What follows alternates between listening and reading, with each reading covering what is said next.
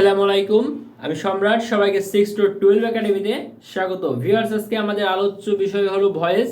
Viewers, একটু লক্ষ্য করো, কোনো বাক্যে অবজেক্টের পরে আইএনজি যুক্ত থাকলে প্যাসিভ করার নিয়ম। Viewers, I saw him going. Viewers, এখানে আই হলো সাবজেক্ট, স হলো মূল ভার্ব, হিম হলো অবজেক্ট, আর এই অবজেক্টের পরে এই যে আমাদের আইএনজি যুক্ত আছে। সো ভিউয়ার্স, একটু লক্ষ্য করো এটার স্ট্রাকচার। প্রথমে সাবজেক্ট, তারপরে বিভার্ব, তারপরে মূল ভার্বের পাস্ট পার্টিসিপল, তারপরে আইএনজি যুক্ত ভার্ব, তারপরে অবজেক্ট। ভিউয়ার্স, একটু লক্ষ্য করো example, I saw him going.